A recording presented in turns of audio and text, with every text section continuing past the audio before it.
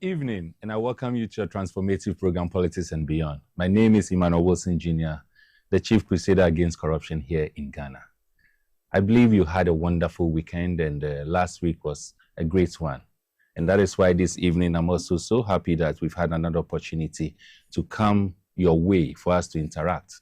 And as I keep saying, this is the only platform that thinks so much about transforming the future of this country, if not for your sake, not for my sake, at least for the sake of the next generation. And so it is always a delight when we have the opportunity to come your way, as we always do. It's not late. Let your friends, your colleagues, your family members, and all that you can reach out to, and tell them to tune in to your transformative program, Politics and Beyond, as we commence the program. Remember last week we touched on a number of things, and one among them, which was quite dear to my heart, had to do with the violence that took place among some of our young ones, I think in the central region or so. I am happy to announce to you that those individuals that were involved, remember that the CID boss gave an ultimatum of 24 hours. They have been apprehended. And I believe investigation is ongoing.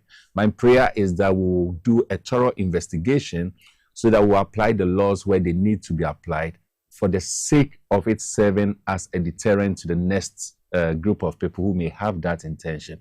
In as much as we are transforming this nation for the future or for the betterment of everyone, it is also important for us to build responsible future leaders who will take care of the future that all of us are trying to transform for them. The other thing that you also recall was the fact that last Friday we talked about, or the state went into what we call an opportunity to have the president presenting to us the states of the nation, the address that has to do with the state of the nation. I believe you went through it. A number of things transpired. We were also expecting some few things from the president. This evening, we'll find a way of going into it briefly before we jump into the main conversation. But the main conversation is a continuation of what happened last week, Monday. We are looking at the Constitutional Review Commission's reports. We talked or touched on some few things. Key among them had to do with whether or not it is important for us to move the constitution from where it is, that is a political constitution, to a developmental constitution. We talked about it. We also looked at other areas regarding separation of powers, whether or not there is a need for absolute separation of powers, and if there is, what does the recommendation say? The other thing had to do with the anti-corruption institutions and how they are going to operate. So we looked at all these things. And remember, I told you that today we are going to go back to it and look at some other areas that we could not touch on. And one of the interesting areas had to do with the tenure of office of the officers that you and I elect. And when I talk of officers that we elect, there are two categories that comes into mind. The executive, that is the president, and that of the legislature, the parliamentarians. And so what does the new recommendation, or what does the recommendation say about the new constitution or the amended constitution that we may be having? Isn't it also interesting that the State of the Nation's address, the president, even though he touched on the constitutional reviews process briefly, one of the key things he promised doing, he did not even talk on it. We are going to take a quick commercial break. When we come back, we'll find a way of getting answers to some of these things, among other things that we'll be talking about. Stay tuned, I'll be right back.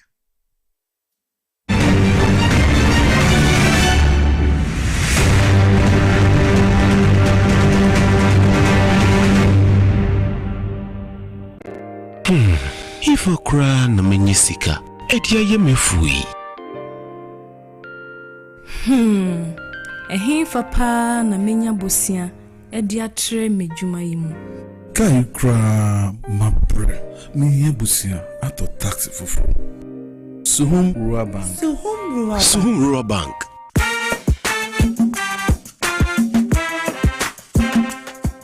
Yema mwakwa baba Suhum Rural Bank. Ye won hyehyɛ ahodo bi te sɛ dwadifo abosia, ekokro bosia, susu account, and it does all savings account.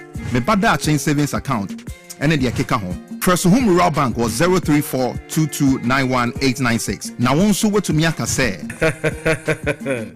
Suhum Rural Bank. Ama ene mayeka una. Suhum Rural Bank. Enti mepa minie. Suhum Rural Bank, growing our heritage.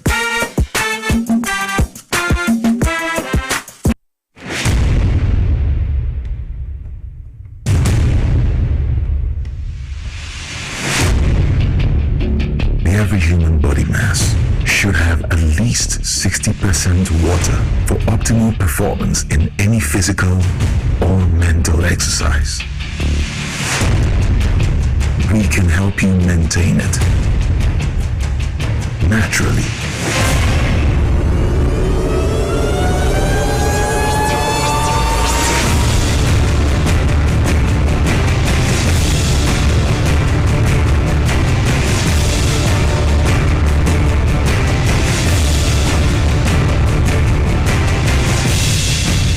Natural mineral water. Simply natural. For bulk purchase, call 0596 273 546 or 0596 273 547. This advert is FDA approved.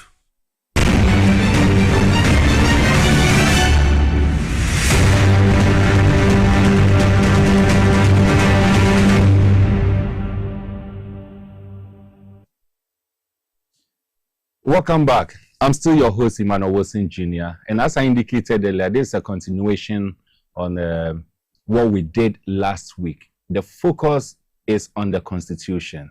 That is the key thing. If indeed we believe in multi-party democracy, we believe in the kind of democracy we are practicing, then the Constitution, which is the supreme law governing this state, is actually what we all need to look at. And the reason why we've taken 2 weeks straight or 2 Mondays straight to concentrate on it is because it is quite of an important thing, and all of us should find a way of ensuring that the Constitution is reviewed per what we've all been advocating for. As usual, you can get interactive with us using our WhatsApp platform as exhibited on the screen.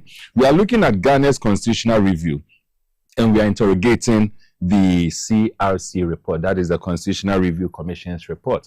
And we are again privileged, as we've always been, to have with us our own brother, our own friend, Dr. Daniel Appiah, who is an executive member of Crusaders Against Corruption Ghana. And he is also a political governance and public sector reform expert. He is not new to this platform. I always call him my co-host. Doc, welcome to Politics and Beyond. Thank you very much. How was your day? Oh, it was quite good. Great, Except that great. Saturday we couldn't visit the beach. Yes, we planned it exactly. But I'm so happy that you made time to come. I know you haven't been well, but this Saturday certainly the beach will kill me. I mean, I look forward to that.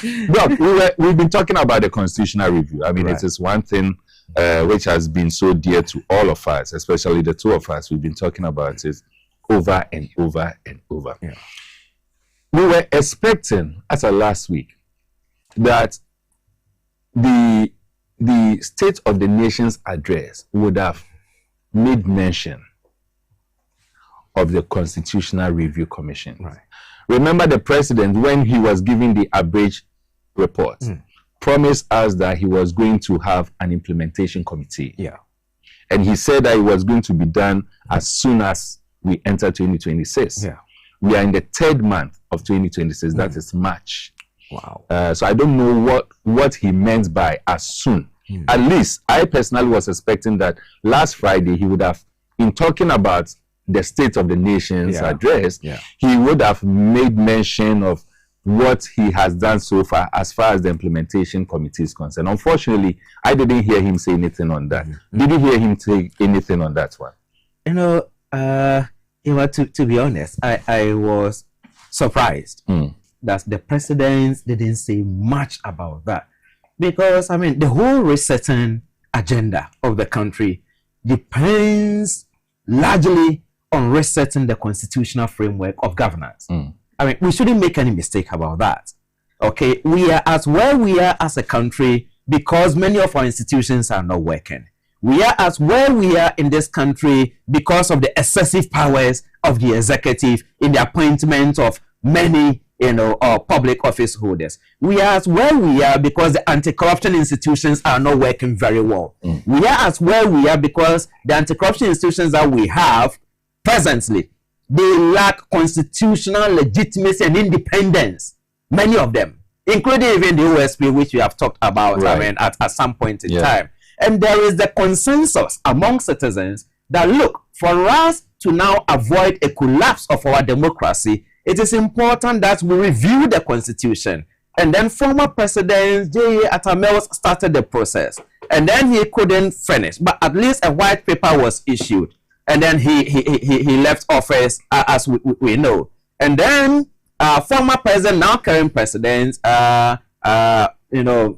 John Dramani Mahama continued from where former President Atamels left off. And then his time also came and then he left office. And then former President Nana Addo Dankwa Akufo-Addo came. He also set up some committee. They looked at something. And then now His Excellency John Dramani Mahama is back on the promise that we must reset this country, the institutional framework and foundations of this country. And so it has been the expectation that the reset agenda will be taken very seriously. Of course, he has created a committee with eminent persons. They've come up with some report that at the time that they submitted, they said there was some kind of summary of their recommendations. The next day we saw 127-page document, and many of the recommendations, they didn't really have justification. So we are expecting that some maybe final comprehensive reports will come out. But we have not received a comprehensive report. But what I read in the SONA and then listening to our president is that let me quote from the SONA. Right. On page 36, it reads, the Constitution review process was conducted in a transparent, consultative, and participatory manner, drawing on inputs from constitutional experts, civil society organizations, traditional authorities, political parties, and the public. Certainly, we all agree that this was done in a transparent, consultative manner. Then it goes on. The review committee has submitted its comprehensive report containing detailed proposals to amend the Constitution to address identified weaknesses and make it more welfare enhancing. First question, is this the 127 now 128 report lacking a title page, a cover page? Is that the comprehensive report? That's a question. Because I can't find another report out on the CRC website. Maybe if there is one that they've put on their website, it is very important that following the SONA, now they have to make that publicly available to all of us to see, because this 127, 128 page report, which many of the recommendations do not have justifications, it just goes straight to say, I recommend. We don't know what the problems are. I find this quite troubling. Then the SONA goes on that the Attorney General's office is working closely with relevant stakeholders to translate the recommendations into implementable legal and constitutional proposals, which will be presented to Parliament in accordance with constitutional procedures.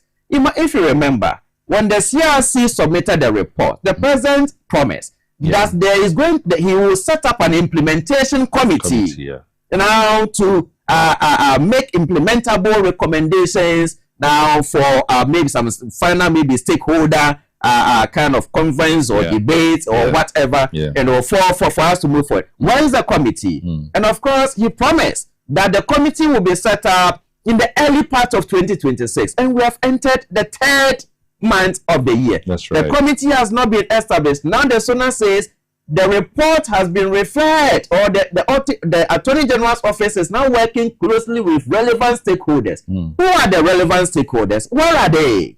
We don't know. So in the same transparent spirit, in the same spirit of consultation, that's the CRC committee work. In the same manner of transparency, it is very important that we get clarity. Will there be an implementation committee? When will that committee be established? Is there going to be a national constitutional review forum for us to discuss now the proposals that the CRC has made or it is game over, and that we should look forward to the Attorney General coming up with some draft now to Parliament. And so it is very important that, we certainly must get some closure on the nature of the report and then the implementation way forward.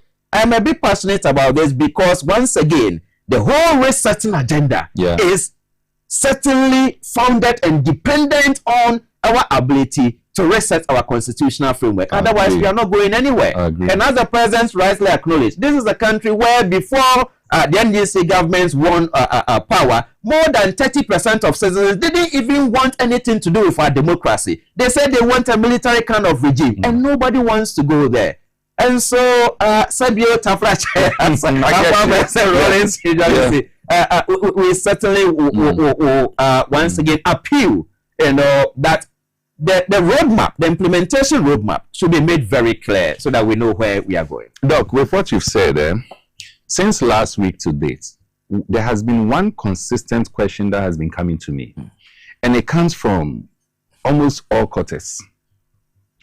Professionals, friends that I have, lecturers, professors, people, you can think of it, some politicians, and they all ask me a question that is geared towards one angle. They ask me, am I very sure that the president or the executive is committed to ensuring that this constitution is reviewed? And I haven't been able to give them an answer. Do you think, from where you sit, with all the things that we know, even the fact that to date we don't even have the comprehensive reports, when the president assured us that the first quarter or as early as possible this year there's going to be an implementation committee, it wasn't mentioned even when we had the Friday opportunity of listening to the president. To date, we are in the third month of 2026. There hasn't been anything mentioned. All we know is that it has been referred to the Attorney General's office. Do you think we should still have the hope that the executive is committed to ensuring that this process comes to fruition?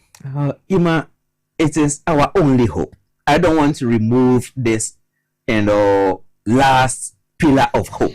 What I say is our only hope. What I mean is that he is the only president, both former and current, who I have listened to consistently, emphasizing that there is a need for constitutional reform. Right. And so, in terms of commitment, I have no doubt that he is committed to leaving a legacy of a better Ghana with a better constitutional framework.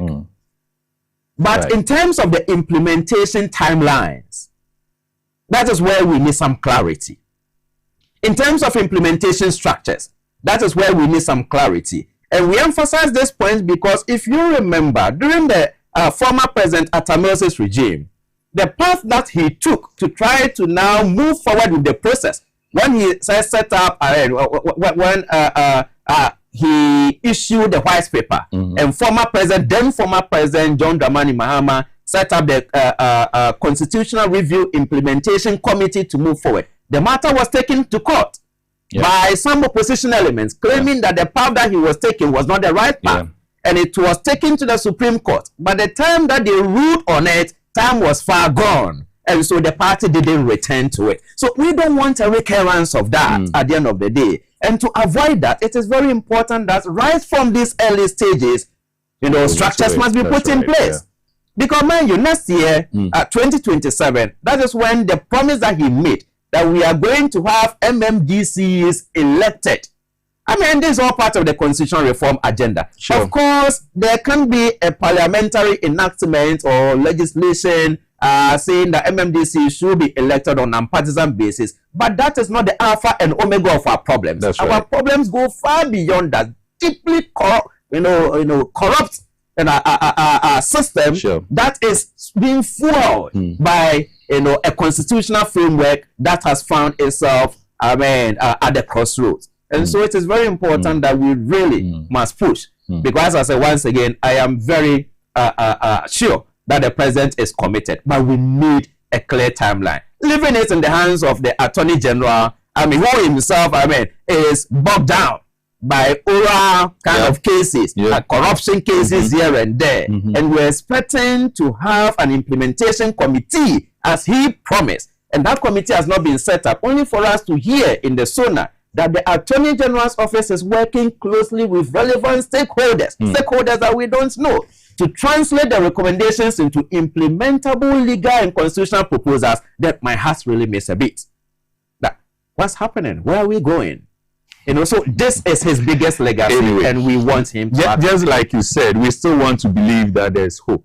Yeah. And that is the only option we have, because if we should go with any other option, we may we'll crash, throw our hands up in the air. There's one of the interesting areas I want us to look at as a start to today's conversation, and that has to do with the tenure of office. As we speak, the president has got 4 years. The members of parliament have got 4 years. There has been, over the past years, conversation as to whether we should change the tenure. Should we make it 5 years for the president? I remember His Excellency John Kufuor, just the year before he left office, he made a proposal that the tenure should move, I think, to 5 years or so. There are those who are saying that, well, we should even have just one term straight, and that should be like 7 years. So when you're elected for 7 years, and after 7 years, you go home. You know, there are so many debates around the tenure of office. First off, what does the committee's report say when it comes to the tenure of office for the president and that of the MPs? Right. So the committee report states that the tenure of office for the president and then the MPs should be increased from 4 years to 5 years. 5 years? Yes, from 4 years to 5 years. Once again, it's a report that just starts with recommendations. It doesn't give justifications. Yes. From a political governance perspective, of course, I can, kind of guess the rationale behind that. But for the ordinary person who is not a political governance expert, who has not studied constitutional development across countries, who has not looked at political regimes across countries, the person will certainly ask, what is the problem? What is the rationale for recommending the increase in tenure from 4 years to 5 years, especially coming from a bitter elections where the former president or the former ruling party lost massively, and then bringing in a new government? Certainly the ordinary person is bound to ask, what is the rationale? What are the problems that the increase is actually going to cure? And so I expected the committee to have given the rationale very clearly, and then not leave it for governance experts to come up with the rationale. But Doc, so it says moving it from 4 years to 5 years. Right.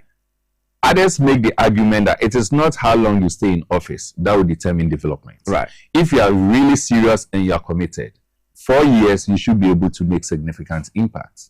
5 years is just an avenue for you to relax and say that, well, I still have about 3, 4, 5 years ahead of me, so I can relax and do whatever I want. We are yet to get the rationale. But of course, as a governance expert, the question I'm asking is, do you really think that longevity in office determines development? Right. This is a very, very important recommendation that they've made. And I applaud them for having the boldness to make that recommendation. They are not the first. Former President Kufuor made the recommendation that there is a need to extend the tenure of office. Former President John Dramani Mahama, before he became president, also made the recommendation before now becoming the president. What is the basis of the recommendation from a political governance perspective? First, Ghana is a developing country. As a developing country, you need to put in place the infrastructure for industrial transformation. You can't use 4 years to put that infrastructure in place for industrial transformation. Once again, it's a developing country. It's not a developed country like the United States, where the government does not build schools. The government doesn't build bridges. The government is not out there building hospitals and then all that. For you as a developing country, it is very important that you have security of tenure of office, as well as a significant number of years to put in place the infrastructure. That is why there is no country in Africa that practices this short term of 4 years. That is why there is no country in history that has moved from a developing country to a developed country with a 4-year tenure of office for the executive at the end of the day. It is only Ghana and Nigeria that have the 4 years. And as I said, Ghana started in 1992 and then Nigeria copied from us. Of course, Nigeria has got a federal system of government, and so they have structures that actually aid them to insulate themselves. But even if you look at advanced democracies like the United States, their Senate actually have got a 6-year term. Trump will go, and at the end of the day, the members in the Senate, some are going to outlive him. The point is this: if you want transformational and sustainable development, this 4-year tenure of office, which Ghana has put upon itself as the shortest tenure within Africa, it cannot be used for transformational development. Transformational infrastructure development, it is not possible. You can only use it, as I always say, for nkukon ketenkete kind of project. Within 6 months, your akoko is ready, you go and chew it and you go. That's the short term. The short term. Yeah. You can use it for planting for food and jobs, for people to go and then eat the plantain and cassava and then go. But that is not the kind of development that we are looking for. If you want to build a Terminal 3, they were not able to do it and commission within 4 years. You want to build the big University of Ghana hospital, medical hospital, 4 years, they couldn't finish and then commission it. So that kind of infrastructural projects that you need to be able to move forward, that 4 years is certainly not one that you can use for any transformational development. Now, look, Kwame Nkrumah, when he was removed from office, and then, others came and then took over. And then later on, Kofi Abifabuzia also assumed office.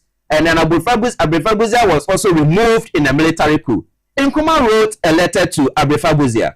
Let me quote some part of the letter.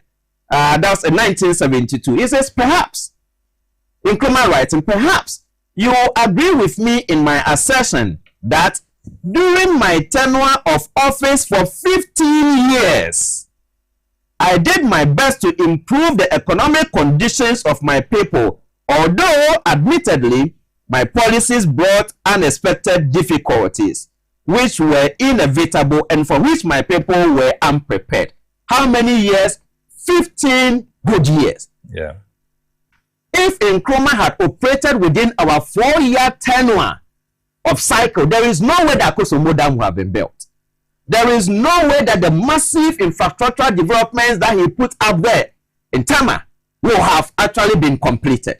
And so the 4-year tenure of office, once again, has never been used by any developing country in the world to transform itself into a middle or a developed country. It's never happened anywhere. And so let us not deceive ourselves that we can actually use it to create a miracle. That certainly has never happened anywhere. Of course, some people will say, oh, if you are serious in development, you don't need 5 years. Yeah. Once again, if you are serious in doing planting for food and jobs, and then that's dam that you go, you use a hoe and cutlass or whatever, you scrap the ground, and then you say, I've created the dam. Yes, if you want that, then that one you can certainly go ahead and do it. But if you want this kind of serious transformational development, like the one that they put forward, transforming the cocoa sector, adding value in terms of expanding the industrial capacity and all that, meaning it's not 4 years and it has never happened anyway. Don't you also agree with those who say that it can be 5 years, it can be 6 years, it can be whatever years? If the fundamental is wrong, it's not how long you stay in office. And the fundamental here talks about if we don't, as a country, have a direct agenda, a direct vision, we don't know what exactly we are doing. I can be in office for 5, 6, 7 years. I come and I say I'm a social democrat, so I start to implement things in accordance to my political ideology. After 5, 6, 7 years, another person comes, he says he's a property owning person. He also comes and says that I'm putting hold on everything you have done. And I'm starting from scratch, taking the country to a different state. We'll end up having a country that is just moving in circle. We'll go nowhere. And so is it really about having a clear national agenda that says that irrespective of who comes, this is the direction and where we are going? Even if you are in for 2 years, you are supposed to add, an inch to what you came to meet, towards where we are going. Or should it be that, well, it is just not necessarily the national agenda, but it's about the tenure of office. Where should the arguments be situated? Right, Ima, that is why we need to take the constitutional review process very, very seriously at the end of the day. And you are spot on. It's not just simply a matter of tenure of office that leads to transformational development. If you are in office for 5 years, 6 years, or 7 years, one question is, are you using the resources judiciously? Are you being prudent in your public financial management? And that is why if you look at the reports that the CRC or the committee came up with, they have made recommendations in every facet of our governance or our developmental architecture. One, that there is a need for instance, for an independent anti-corruption commission that derives its powers from the Constitution, that can undertake its own prosecution without being manipulated by the executive. There is a need for a National Development Planning Commission that certainly now, at the end of the day, puts forward the national development agenda. In terms of composition, of course, one will expect that all the key stakeholders, like the political parties, should have representatives in there. And so there are many things that they have proposed for us to be able to transform our country. So yes, it's not just a matter of being in power for 20 years or being in power for 30 years that really matters. But it's about whether within that particular period, there are institutions of checks and balances that holds you accountable and that gives a direction in terms of where you should go. And if you look at the reports that they have come out with, there are many areas that I agree. There are many areas where they put all these kind of things in place. And so we have to certainly, push forward with it. We need to take this very, very seriously, because as you and I agree, at the end of the day, unless we're able to transform the structures of this country in terms of the constitutional structures of governance, there's no way that we move forward. And so I think that we will look at other areas of the CRC's recommendations that I think are very, very important, which will aid the executive and parliaments to govern effectively and efficiently within the proposed 5-year tenure of office. So it's not going to be business as usual. That's why it's so painful that up to date, I have not seen as any civil society organization or any university department that has actually even held any press conference or that has held some kind of a stakeholders forum to say these are the CRC recommendations. We have analyzed it, and then these are this is our position on it. This one is okay, this one is not okay. In fact, your program is the first that I've seen consistently focus on this track, and you should be applauded and commended for it, because you hold the nation dear to your heart at the end of the day. And it is very important that the civil society groups that have always been crying, we need a new constitution, we need a new constitution. Now the report is out. What exactly are their positions?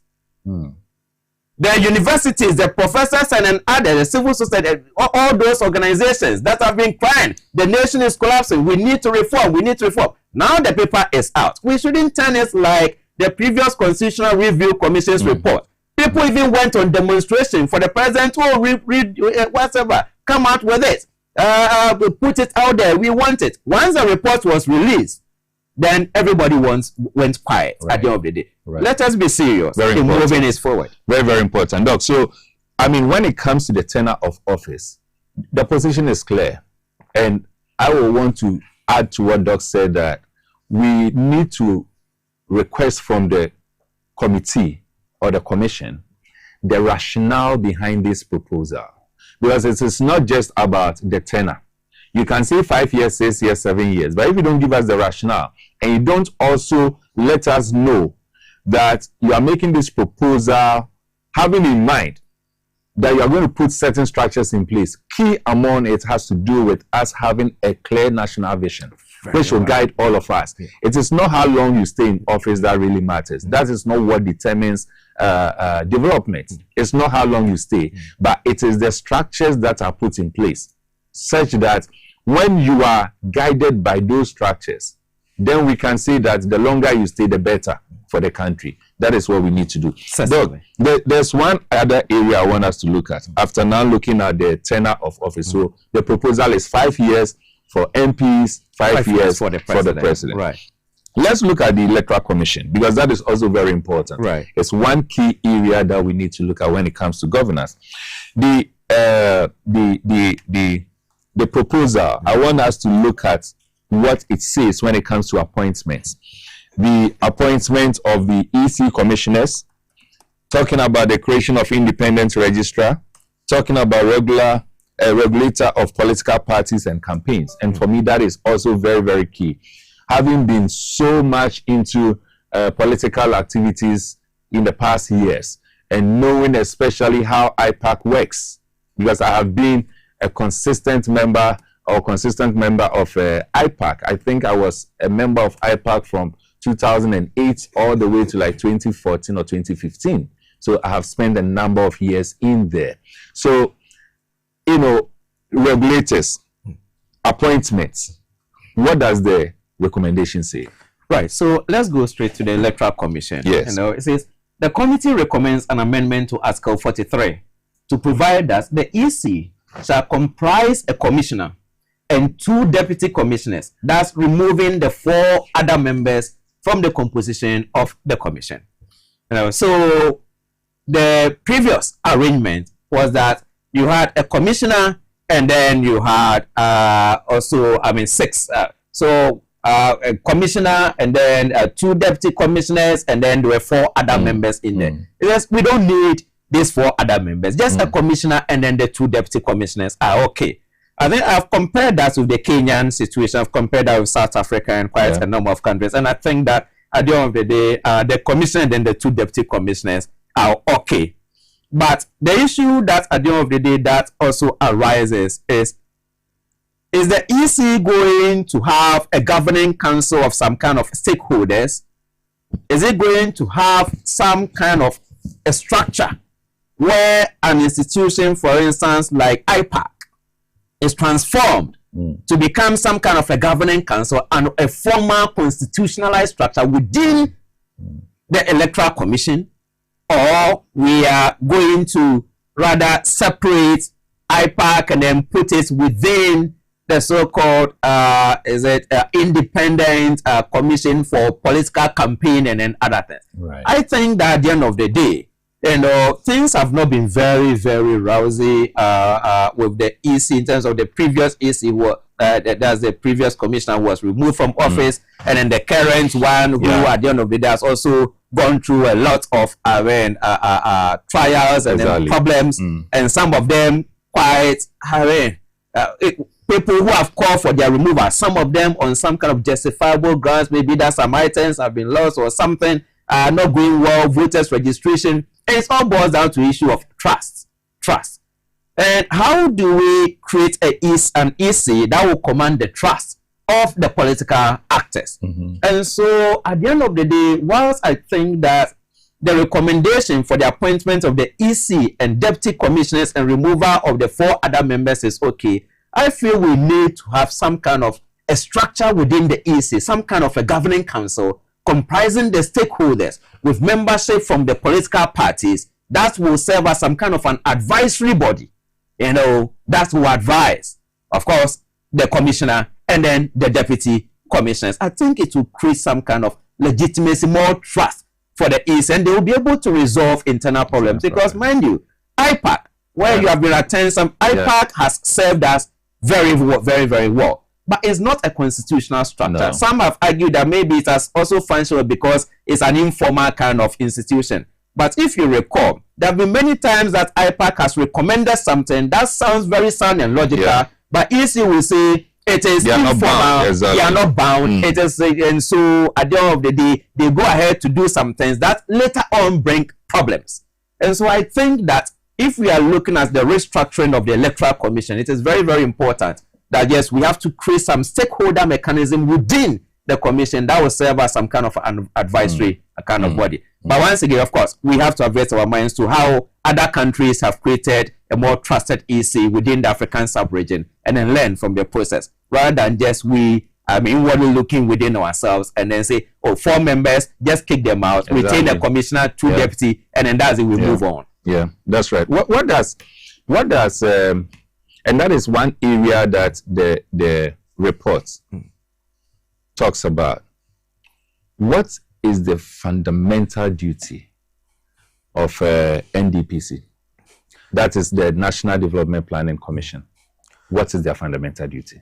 So that particular arrangement, it looks, it's an arrangement that almost everybody is in love with it. And yet, when it comes to operationalization, we run into problems. Okay.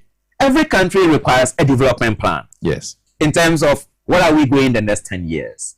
In the next 20 years, where do we want to go? And so some blueprints that will guide us at the end of the day. Sure. But a national development plan that will have the commitment of all political parties that will come into government must be a plan that has been designed, drafted and approved by all the major stakeholders, both within the ruling government as well as those in opposition.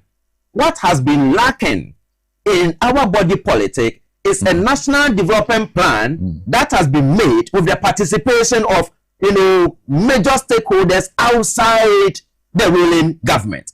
And so the proposal has been that's the CRC proposal, that going forward, so we should retain the National Development Planning Commission. Right. And then they should be in charge of making a national development plan for us at the end of the day. So their duty is to make national development plan. A national development plan that will guide. That brings the question of, is it binding at the end of the day?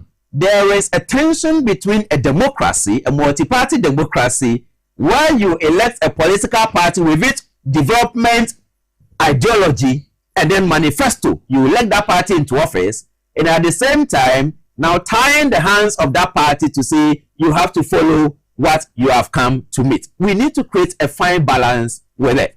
And so, for instance, what the CRC report has recommended is that now the National Development Planning Commission should now work with political parties to fine-tune their manifestos. Doug, I'm coming. Before we get to what they have proposed, right? I want us to build a foundation for the benefit of my audience. I asked whether it is binding. Now, you give a fantastic angle to it. Political parties come with their manifestos. Yes. What prevents us from saying that we have a clear national development plan? All political parties must build their manifestos from that plan. That is difficult. That is where they are going now. That's where they are going now. But to get there, all right, first you have to look at who made the plan. Because if you didn't include me in the making of the plan, and now you want me to build my manifesto on this, will I do it? I will not do it at the end of the day. And so you have to start from whose plan is it? And so we have to then look at the composition of the commission, whether it includes stakeholders from the political parties. If it does not include stakeholders from the political parties, then at the end of the day, they are not going to agree. And so that is one. And so to recommend that the NDPC should help political parties or work with political parties to fine-tune their manifestos or to draft their manifestos in line with the National Development Plan is fantastic. But first, you have to make sure that the plan itself, they contributed to it, or the parties also contributed to it. And of course, to ensure secure commitment of the government, the ruling government, to implement the plan, the president must be the chair of whatever steering committee that you put at the NDPC. And if I look at the recommendations, I don't see the president there chairing that particular steering committee. And so we need to certainly interrogate. Of course, some of the ideas are fine, but we need to interrogate the governance structures, the membership of the committee, and then how the plan is made. Because certainly we all agree that we need a long-term national development plan, and not this 2-year kind of plan where the NDPC is mandated to help the government, an incoming government or a government that has just assumed office, now to make a 2-year economic and then social kind of developments kind of agenda. And so we certainly, I agree with many of their recommendations that the NDPC should be the body that makes a national development plan, and at the end of the day, political parties should make their manifestos on the basis of the plan. But first, the plan itself, in terms of who makes it, we have to look at the membership of the parties as part of the members of the NDPC. Otherwise, we are not going to secure commitment. Was the report silent on the composition? The report is not silent on the composition, but it also does not make the political party. It doesn't say the political parties are members of the NDPC. Did it indicate which people should form the commission? So it has got the composition. Right. Okay. Now, it says, I think I am still at the I'm still at the EC one, Right. so I'll come to the NDPC. That's if you look at, I'll get there. Okay, that's so fine. in terms of the, I want to be very specific, and then that's what I wanted. Yes, from that's what I wanted. What they I say. wanted you to look at that one so that you can give us the composition, because as I indicated earlier, for me, it is not how long you stay in office. The tenure, I will be convinced about the tenure. Of course, I have said consistently that 4 years is really not enough time for us. Looking at the kind of democracy we practice, 1 year you are sworn into office, you are now doing the appointments and the rest. The following year, you start implementing your policies and all that. 3rd year, internal elections begins. And if you get a season like this particular season, where right from last year we've been having by-elections. This coming Tuesday, that's I think tomorrow, there's going to be another by-election and all that. You realize that the whole of the 4 years, all you do is to engage in political activities. And so you have a very limited time to engage in developmental activities. But no, it is still not so convincing that because of what I have said, you should stay in office for 5 or 6 years or whatever, when we don't have a clear plan.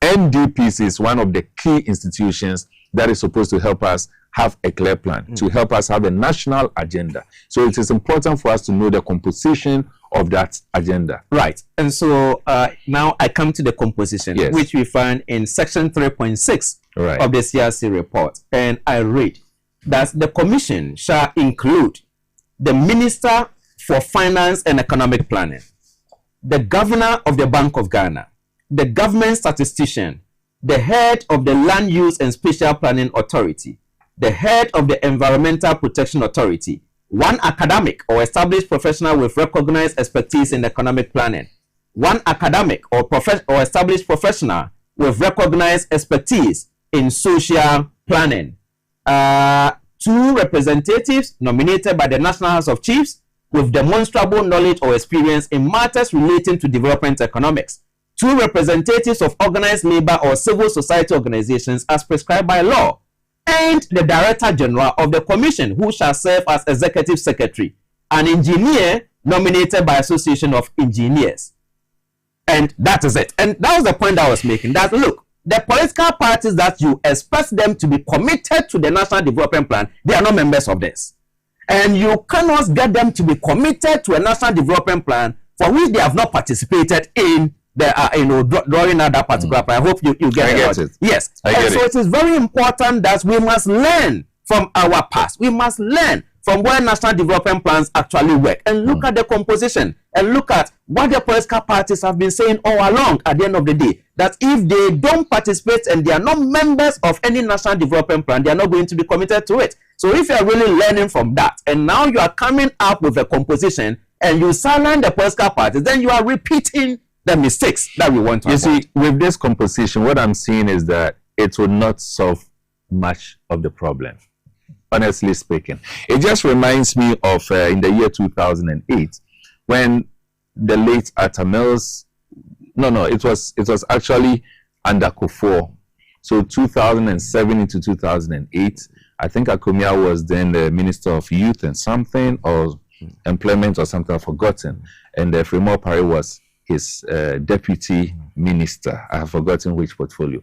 But I had the privilege of being part of a committee that was supposed to develop the national youth policy for Ghana. So I was actually part of the process. Doc, we went through the whole process, traveled the whole of this country, having stakeholders meetings and all that. And then 2008, there was a change in government. His Excellency Atta Mills came in. And when he became the president, the first thing he did, because some of us were still committed to and were following it up, the first thing he did was that, look, even though you have spent much time, you spend the taxpayers' money to travel across and do all these things, we are a social democratic party. And so all the work you have done, we want to put it aside, or we want to review it and see which one aligns with our policies and all that. Now, let me be clear to add that even in that time, during that time, we had then, I mean, now the sports minister, Kofi Adams, he was part of the committee. So he was with me in the committee. Haruna Idrisu, who was the youth organizer for NDC, was part of it. Kofi Adams was his deputy. So Kofi will be representing more because Haruna was then a member of parliament. So he wasn't. And then we had John Boydwen. I mean, it was a rep from the various entities. The point I'm making is that just like that youth policy, which actually did not see, or a portion was taken, but not everything, the composition became a problem. And so if we are going to review or find a way of reviewing the current constitution, the intention is that it will solve a lot of the problems that we have already encountered. But if you look at the composition, per what you have mentioned, I don't see this being a solution to us having a national development plan that will be binding. So honestly, I think that is what I think. I think that the committee, as far as this composition is concerned, didn't do their work very well. I don't know whether you disagree. I agree. That was the point that I made. That at the end of the day, it has not done a serious political analysis of the key stakeholders who are the drivers and movers of national developments in the country. I mean, it is, we vote for political parties and then they assume office and then they control the levels of power. And so if you exclude them from this particular process and at the end of the day you say they should implement what others have made, which they did not participate, certainly that means that you've not done a very serious political governance analysis. And in any case, if they are also saying that the future of this country belongs to the youth, for which reason now the years for which one is qualified to be elected as president should now be reduced to 30. But we come here and we don't find any representative from the youth. Let's say National Union of Ghana students and other places. Where then is actually the reasoning that actually the future development of this country belongs to the youth? Where is the youth? From all that we have actually, in terms of membership that we've gone through. I mean, you don't see any youth in there. No, so that's why I said that at the end of the day, I took it that the report that they came out with, certainly maybe it was, you know, a summary of recommendations and then maybe a draft, and then one is going to actually look at the final comprehensive report. Or at best, if that were the final report, it is important for us to have a national dialogue on it and then subject the recommendations to further interrogation to see whether we are on the right path. But that we are not seeing. And it is very important that, as you and I have seen, if you have this particular composition, it doesn't cure the problems that we have faced. And we certainly must have a look at it. It's really important that we digest. And I'm happy that Politics and Beyond as a platform has dedicated time to do this, because the fact that we are calling for a reviewed constitution doesn't mean that we should accept anything and everything that comes. But there's one area I also want us to look at. This is really interesting, but because of time, there's another area I want us to look at. Let's look at the public sector or the public service. And here I'm making reference to whether or not we are getting the professionals and the competence that we need to ensure that our public service is really engaging as they ought to. First is appointments. We are looking at the commissioners of public services. I mean, the appointments of commissioners. So, for instance, Shraj, Accountant General, Head of Civil Service, Auditor General, NCC, you know, we are looking at the appointment. What does this say? Because these are key institutions when it comes to driving development and ensuring that there's rule of law and all that. And so where appointment is not done the way it ought to be done, it will affect their outcome.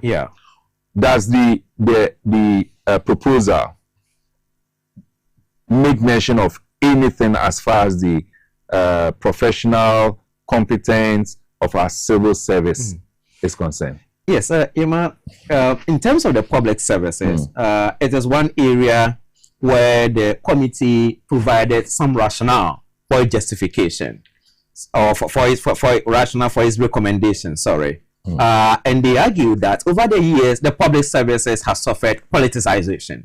And it is important that we depoliticize it.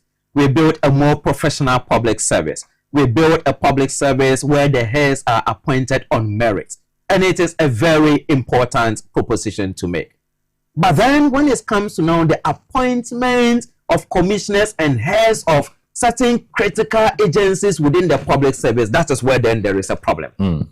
For instance, if you look at the current arrangements governing the appointment of the head of civil service, at the end of the day, the civil service, the head of the civil service is appointed by the president, subject to the advice of the governing council, given certainly, of course, with the support or giving consultation with the Public Services Commission. And then they want to take that particular appointment powers from the executive and give it to a more independent body that will appoint the head of the civil service. But guess what? Who did they give it to? Then they give it to the Council of State. If you are looking for the head of the civil service to appoint someone into that office, now you give it to the Council of State to now recruit, to vet and make binding nominations now for the president. And I ask myself, is the Council of State more knowledgeable than the governing council of the civil service? Right. The governing council of the civil service comprise, representatives or actors that have knowledge in the day-to-day operations of the civil service, that have knowledge about the challenges and that have bedeviled the civil service, and that's know who and who certainly will be capable of doing the work.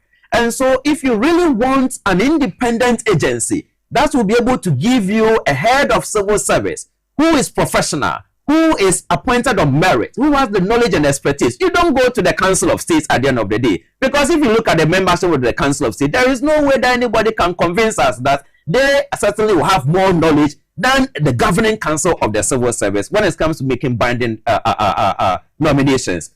The same, you go to now the appointment of the commissioner and deputy commissioners for trade. You go to the appointment of commissioner and deputy commissioners for the Public Service Commission. You go to the appointment of the commissioner and deputy commissioners for the proposed Anti-Corruption and Ethics Commission. You go to the appointment of the chair and members of the Lands and Natural Resources Commission. You go to the appointment of the members of Independent Registrar and Regulator of Political Parties and Campaigns. And all these, and then include also the Executive Secretary of National Media Commission. All these have been given to the Council of State to make binding nominations. And I find it very troubling.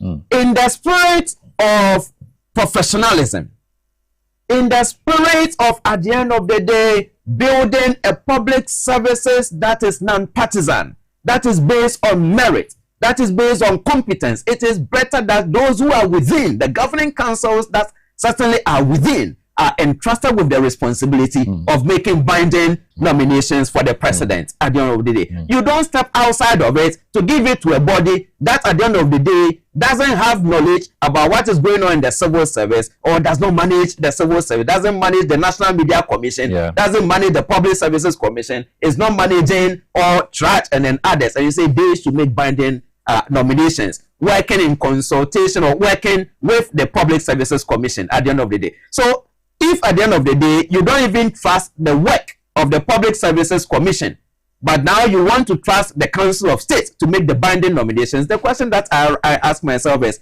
does it then enhance or does it solve and meet the solution that you put forward, that there is a need for more professional, merit-based public services, for which now those who are to make the appointments should have sound knowledge, to have knowledge about what is happening within? What exactly knowledge does the Council of State have? Or are we saying that so long as the Public Service Commission is going to work with them, the Public Service Commission will now help now to find, for example, if it is a prisons council, will now help to find the best kind of applicant and give it to the Council of State? Then where then lies at the end of the day the power of the Council of State that they have said they are to recruit, they are to vet, and then they are to make binding. Nominations. So I think that if we really want a more professional, a depoliticized, a merit-based public services, let us fall on the governing councils within the public services for them to make the binding nominations, for them to recruit, vet, and make binding nominations. As for the Council of States, they have their role at the end of the day. Sure. Advisory role. And there, of course, the advice should be transparent and all that. But we shouldn't extend the appointment of public, heads of public services, now to add it to the mandates of the Council of States. And so that's one I think that we have to certainly have another look at it. Very well. That's Doc. We talked about the appointments. There are two areas still on the public service that I want us to look at: tenure of office, right, and the other one has to do with retirement age or retiring age. Now, whilst you prepare to give me answers to these ones, let me invite my viewers who have sent in so many messages. I'll see the ones I can read. This one says, "Good evening, Mr. Wilson. If President Mahama says Ghana is working again, then it's true. Comparing the previous NPP administration to the current NDC administration, the difference tells it all. Inflation is down. The dollar to CD is down. Petrol is down. Food items down. My greetings this evening goes to the Western Regional Chairman Nana Toku, and this is Ablade from Efiakuma Zongo." Very well. This one says, "Mr. Wilson, have you forgotten the time of Professor Evans Atta-Mills when he did the review of the Constitution? He died, unfortunately, but JDM came, and what is he doing?" Okay, you didn't add your name. "Good evening, Mr. Wilson, and good evening to your guest, Miss Dr. Apia, in the studio. In fact, we voted for change just to see this. We voted for change so to see that the government will prosecute the previous administration. But as at now, we have seen nothing." Okay, there's always stories, and we are getting fed up with press conferences. All right, you didn't add your name. "My name is BDD. I am enjoying politics and beyond. Indeed, this program is all the way. I am sending this message from Tema." Okay, BDD from Tema. "Hello, Mr. Wilson. I'm Eric Abiam Danso. Please, the 5 years that was taken by the committee is very good because the government will use the first year for implementing its policies for development." Okay. You didn't add your name, but you are saying that, please, do we have a deputy minister of health in this country? And if we do, what is her role? Okay. "Good evening, Mr. Wilson. I am George from Sugakope. The Electoral Commission is an independent body, but I think they should now be voted into power by the parliamentarians." That's an interesting one. You didn't add your name. "Good evening, Mr. Wilson. I'm enjoying the program.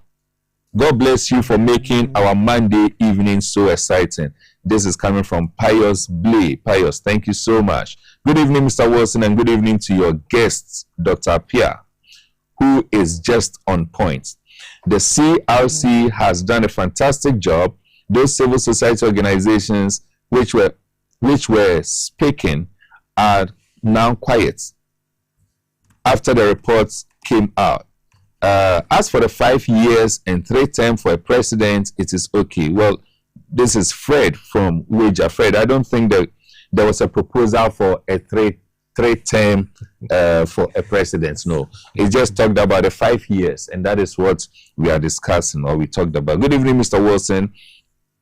Okay, "Good evening, Mr. Wilson. I really enjoy this discussion. Keep it up. It is an eye-opener for us. I also see that the EC run of 2 elections is a waste of resources, especially it slows down development, especially in the election year. I wish the term for presidents and MPs will be more than 5 years if we mean serious national development." And this is coming from David Apasa in Sunyane. All right, David, thank you. "Good evening, Mr. Wilson. I have, sorry, I missed this one. Yes, good evening, Mr. Wilson. I have questions to ask this current Attorney General. The first question is, what is Afenyo Markin's docket on the police assault doing on the Attorney General's office? In the Attorney General's office. Attorney General should update Ghanaians on Professor Frimpong Boaten's reports okay, this tester keeps sending this same message every Monday, but you don't add your name. It means a question that is so dear to you, right? I keep asking on your behalf, and I'm hoping that the Attorney General will respond to it. Next time, add your name, okay? Mr. Wilson, the leaders are not working. The president is trying, but the state is so cool on development of this country. You didn't add your name. I'm watching Politics and Beyond. It's an interesting discussion on NDPC. That's the National Development Planning Commission. We need to consider what really a national development plan should look like. A good plan should basically be based on certain targets, like what the SDGs do. Yeah. These targets are then binding on all political actors, but the political parties will still have the latitude to develop policies, programs, etc. to achieve these targets. For example, WHO standard for hospital beds is a minimum of 5 beds per 1,000 persons. If this is one of the targets of a development plan, a political party can still have the flexibility to develop its policies to achieve the national development targets. And this is coming from Charles Anna. You didn't tell us where you're coming from. I'll come back to the messages as they keep coming in. I believe I'll have 1 or 2 more minutes to come back to your messages so you can bring them in. But Doc, let's quickly talk about the tenure. Yes. Yeah. So one is the tenure of office. I know the committee proposes, is it 8 years or so? And then we're also looking at the retirement age. Yeah. Is it 60? Is it 65? What does it say? Right. So we go to the tenure of office, and I'll give 2 examples. First one is the head of civil service. Yes. The current arrangement is that the head of civil service, you leave office when you reach retirement. Of course, subject to any kind of extension that the president may give you on the basis of a contract. Okay. But now the CLC is proposing that the head of the civil service should be appointed to serve a single non-renewable term of 8 years. Okay. Okay. Now, the principles of the civil service, one of the key principles is that of security of tenure. So you work in the service, you give your very best, you are not afraid of any political victimization, being asked to go home and then all that till you reach retirement. But now, if the head of that institution is going to serve for 8 years, what signal does it send to the rest? And in any case, what is the justification for this 8-year kind of tenure? How does it align with the principle of security of tenure of office for our civil servants until they go on retirement? Are there some countries where they've seen that the heads of their civil services are given, let's say, 8 years or 7 years, and it has led to an effective development of their civil service? What is the justification for this? There is no justification whatsoever. You look at the tenure of office for the Electoral Commission, the commissioners, the Electoral Commissioners, the commission and the deputy commissioners. Now they say that the commissioner and then the deputy commissioners shall hold a single non-renewable term of 10 years. Once again, what is the justification? So if you are, let's say, Afarijan, no matter how competent and entrusted you are to perform your functions, now as soon as you work in there for 10 years, you are to go home. Is that not a recipe for chaos? What happened to Kenya in terms of the appointment of new commissioners when some of the members on that commission, when their tenure of office came up, and then for some time the new government had not yet appointed new members? What was the repercussion? So are we learning from what other countries have faced in terms of this kind of tenure of office that we are now introducing? And we are now removing retirement age. What rather the retirement age is now saying is that now, even it's no longer now the general 60 kind of years for many of them. It's now say 65 years. 65 years. Whoa. So this is a country for the youth, really. So now let us now extend the retirement age from 60 January now to 65 years. Is this really a country for the youth at the end of the day? You know, of course. So we shouldn't put any kind of, we should not extend the retirement age, I think personally beyond 60 years, if really we believe that this is a useful population and then it's a country really for the youth at the end of the day. You know, we should keep to the 60. Of course, we cannot have a blanket year of 60 across all, like the judicial universities and then all that. But I think the recommendation that you should have a fixed non-renewable tenure of 8 years if you are the head of the civil service, or if you reach the age of 65 years, you should go home. At the end of the day, I think it is not something that is in alignment with the principles of security of tenure of office within that particular jurisdiction. If you look at the one for the Electoral Commission, as I said, so it means if you are Afarijan, you have worked for 10 years, everybody trusts you, but we say go home. And so until a new Electoral Commissioner is appointed, then the country sits out there on tentacles. So if there were to be now a by-election at the end of the day, and then a new commissioner has not been appointed, what then happens? So it is very important that once again, whatever kind of recommendations that are given, if the CRC's methodology of problem-solving recommendations is to be taken seriously, one, it is very important for us to know what is the problem for which you are recommending 8 years.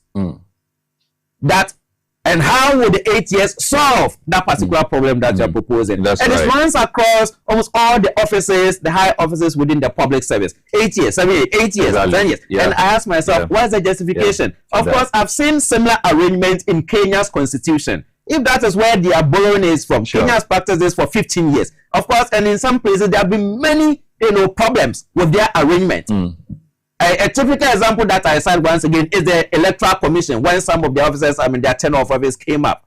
What has been the experience in Kenya? What has been the experience in other African countries? It is very important that we do a comparative analysis to adopt the very best and not just go and then lift wholesale or lift from some particular kind of country's constitution and then come and put it in Ghana. In any case, Ghana's constitution is over 30 years. We are far older than Kenya. Our experience and practice certainly is far richer. And so we should rather be guided, if not anything at all, by our history in moving forward. And so it is very important that we have to look at this tenure of officers for. Look, that's really an interesting one. Unfortunately, our time is fast spent. In wrapping up, and I'll just need you to use a minute maximum, which is not so much, but a minute maximum, to talk on the local government non-partisan elections. Briefly, without wasting much time. And the recommendation that MMDC should be elected on non-partisan basis is one that the majority of citizens support. We agree. However, the subsequent recommendation that it is not every area that should directly elect MMDCs, and it is only those areas that have economic viability to support the election of MMDCs is certainly a non-democratic recommendation. So if you happen to live, that is the proposal. That's the proposal. If you happen to live in a rural area that is poor, at the end of the day, it means that you are cut off now from directly electing your MMDC at the end of the day.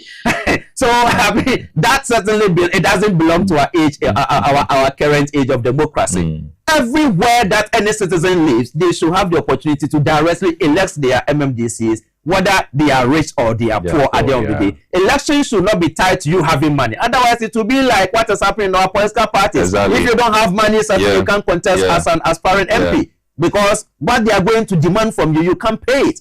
And I was shocked certainly to see that recommendation in there, that it should be done in phases. And then that areas that have economic viability, we should start from that place. And then so areas that are poor, is it your fault that you are in the village or you are living in some rural area to contribute to our development? No. And so at the end of the day, all MMDCs should be elected, and then the votes should be done by everybody at the end of the day. Doc, thank you so much. Thank you so much. This is really an interesting one. And obviously from last week's episode, today's episode, we've learned a lot of things.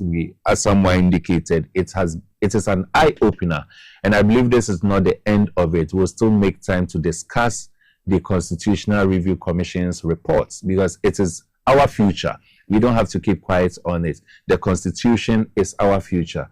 Whatever is being recommended, there will be a referendum on them. You need to appreciate and understand the ones that we don't think will help us.